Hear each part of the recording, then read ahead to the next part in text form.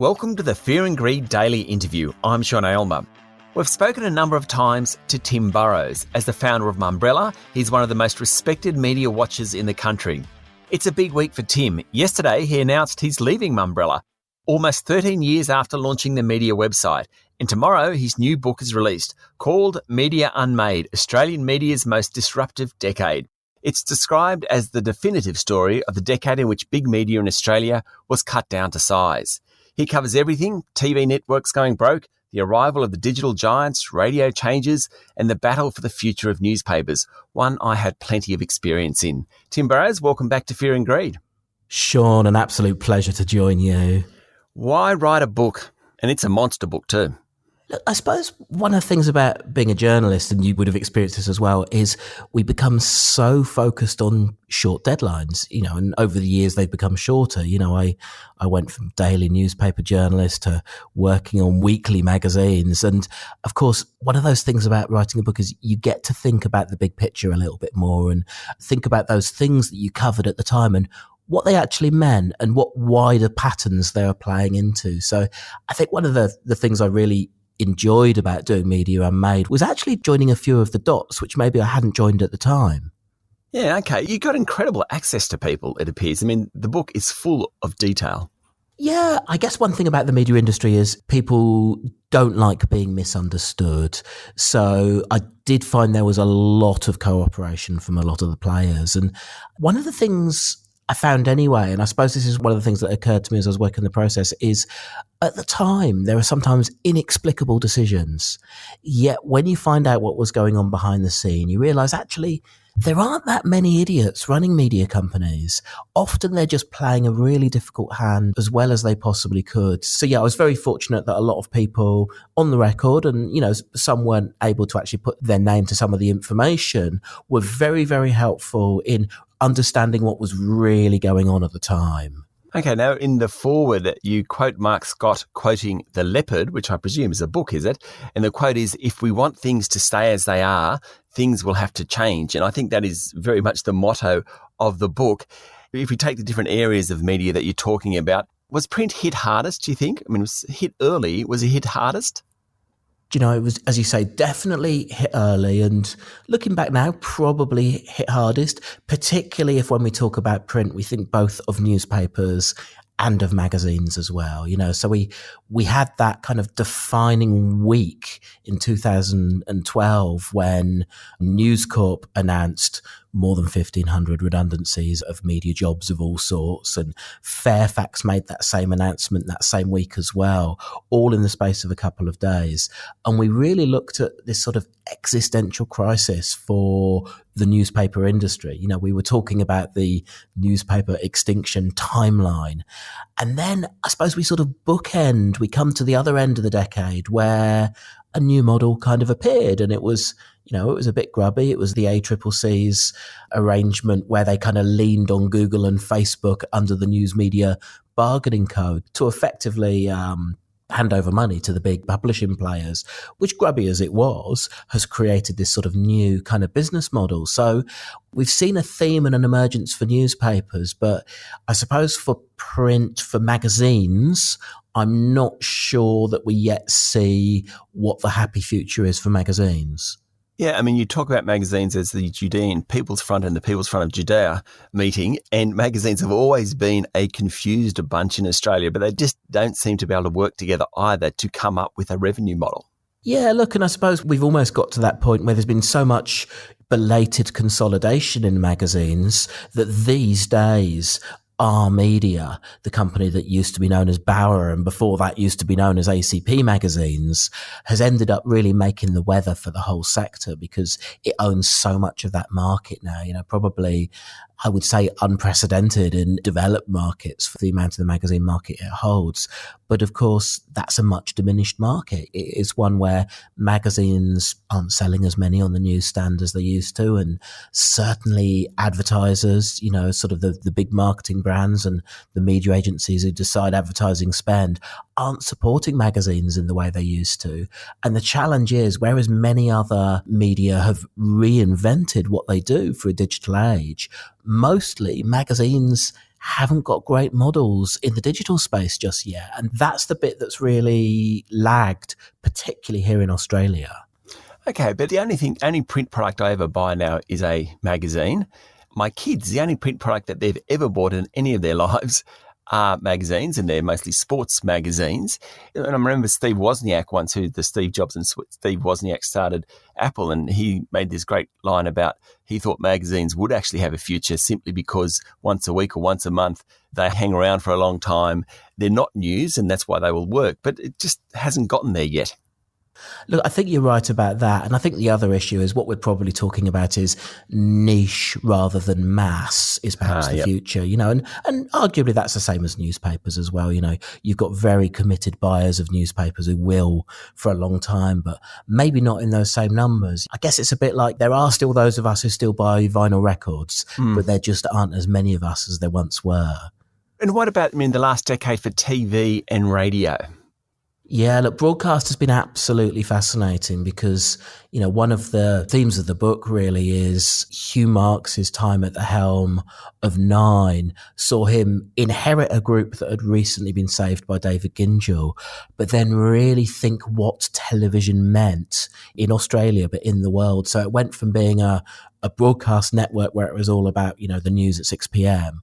through to a company that was still strong in broadcast, still winning in broadcast, but also ended up owning all of Stan, the streaming service, which took heavy investment. It was a joint venture with what was then Fairfax and arguably was the saving of the newspapers in the background, but also, has really laid the foundation for a big part of the valuation of Nine. Nine's market cap is about 5 billion at the moment, and I reckon more than $1 billion of that is Stan. And then the third sort of stool of television is that catch-up TV viewing, the advertising supported TV viewing, they're still branded as Nine. So you've seen Nine probably take the lead in reinventing itself in TV, whilst, of course, we're seeing the streamers rush in. And, of course, that's completely changing the landscape for sporting rights. Even this year, that landscape is becoming more and more competitive, more and more interesting. And just when we thought, look, the days of the big sporting rights deals are over because the TV networks aren't going to be foolish enough to overpay, there's a whole bunch of greater fools have come through now. Is that how you put it? And what about radio? Yeah, radio has been actually very robust over the years. It had a really awful 2020 because of COVID, because, of course, people weren't commuting, weren't in their cars, and that meant that a lot of advertising fell away. In some cases, listening maybe fell a bit, but there wasn't as much evidence of that. But, transferred across to talk radio and news and information quite a lot. But overall, radio has been really robust. And of course, is also tapping into the rise of audio, which is both a challenge, but is also, given that these guys have spent decades honing their skills, a real opportunity as well. So if we think of radio as part of the wider audio sector, then, that's somewhere where I think we're going to see a lot more growth. Yeah. Stay with me, Tim. We'll be back in a moment. I'm speaking to Tim Burrowes, founder of Mumbrella and author of Media Unmade. Look, throughout the book, you talk about different people, and there's always big personalities in media. Now, Rupert Murdoch and family are the biggest of the big, but the bosses of the TV stations, you're talking about Hugh Marks then, Mark Scott, formerly of the ABC, Greg Hywood, the radio bosses. Why is it that media seems to attract these larger-than-life people? Yeah, look, there are characters. I suppose one of the things is media, maybe more than most other sectors, certainly at scale, still rewards risk-taking. The downside of that is sometimes you can do everything right and still fail, but other times you take a big risk, you put your house on the line or whatever it is, and you succeed. So, Anthony Catalano, who at the start of the book, he's been made redundant from Fairfax. He uses his redundancy payout to start a magazine in Melbourne around real estate.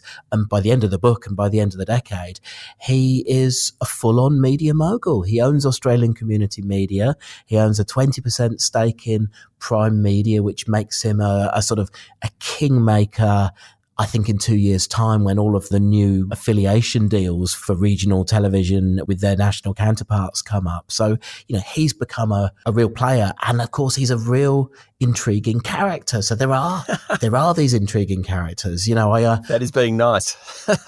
That's being nice. Catalano, he's an incredible individual. He really is. He's full of energy, and I have so much time for him. And he's anything but corporate, which I think is a wonderful thing.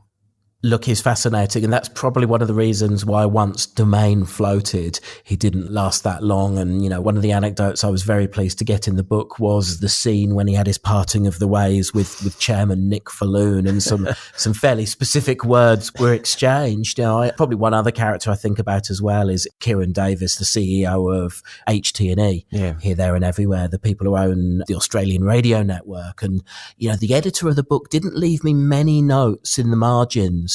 But by the time we talked about how Kieran Davis had masterminded the move of Kyle Sandilands and Jackie Henderson across from Southern Cross Austereo to his network, and how he'd sort of taken the big risk of bringing, an unknown in this market, Christian O'Connell, into Melbourne, where he took the number one breakfast show. And then, my editor just put the note, "This guy impresses me." And there were just big characters like that. Yeah. Another thing that I kept thinking about when I was reading it, there's been many new entrants from overseas. HuffPost, Guardian, but none of them have really succeeded that well. Whereas some of the homegrown players, and you mentioned Anthony Catalano then, yourself, Mumbrella, Mamma Mia, it seems like the local people, local media startups seem to have done better than the offshore guys. Look, I think that's a fair observation. And I wonder whether some of that is because the type of model that you need to succeed in Australia, the ones who are scrappy and hungry have tended to be the ones who've gone quite well.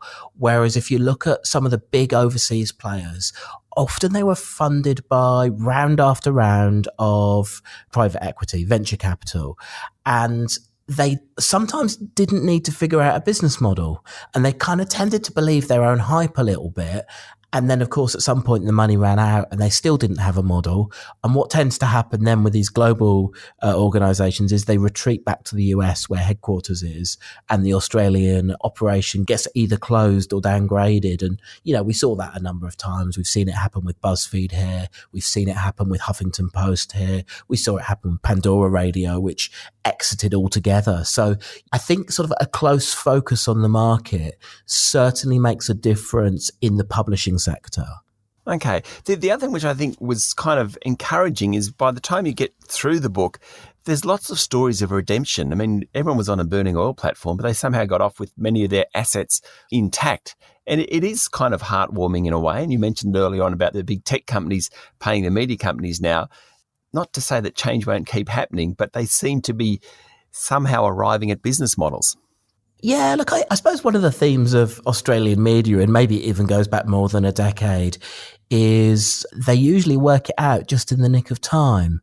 Now, that, of course, doesn't mean that there aren't many people who lose their jobs along the way, or as models change, suddenly, existing companies just can't afford to keep on as many people as, in the so-called glory days. But yeah, often they do work it out. And as, that burning platform analogy, really you only jump when the platform is burning. And I think that's something we've certainly seen here in Australia, but as you say, plenty of redemption stories as well. We kind of, I guess the person who pops up in the most different roles sort of over the decade is James Warburton, who has finished the decade at the helm of Seven West Media. And of course, he started the year kind of very acrimoniously leaving Seven to go and be the boss of Channel 10, and it being a really messy legal case. And then his time at 10 being a bit of a career disaster for him, I suppose, and being, sacked after not much more than a year at the helm, but then beginning to kind of claw his way back up by moving to the outdoor sector and